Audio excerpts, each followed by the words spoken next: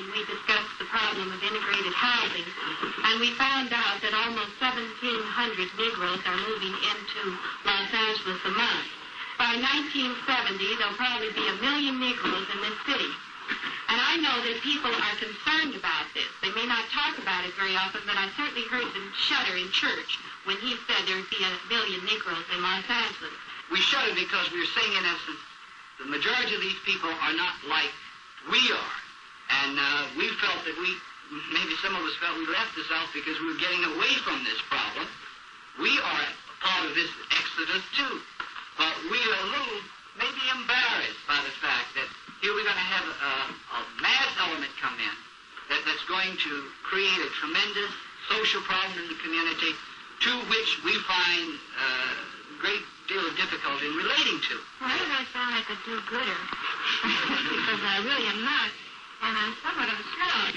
But I do think that with these people coming in who are not our intellectual equals, nor are they of our sociological bracket, they're not to be a handicap to us. They'll find their own level. Now, I do sound like a snob, but I don't mean it this way. But they're used to living a certain way, and they, too, might rise up above their origin and might one day be our associates. The whole tone of this meeting is we're setting ourselves up as little puppet Jesuses. We can't help anyone else until we help ourselves.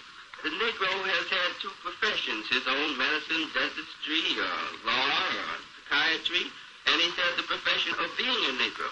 And many of us have come out here to escape from this second profession of being a Negro. And we're out here a while, and we're working in our own field, and then we find out that here these same problems are falling on the heels of 1,600 Negroes a month that come into Los Angeles. Now, this gives us problems. It's our own view. It's our own identifying with these Negroes that are coming in with their carpetbags that causes us problems. This is a basic embarrassment that we as Negroes have. We want to live together, yet we want to sort of scatter to the far winds and live amongst white people. We are brought up in terms of this, that to have a dark skin, to be a Negro, there is something wrong with it. And if you take a child and raise him, a very impressionable child, and have him grow up in an atmosphere where your color of skin is something that is looked down upon, that there is something wrong with you, that you are not, you don't have the abilities of other people. Even no matter how much education, no matter how much training, etc. you have, a lot of these impressions stay with you. I feel that we have to search for a new image.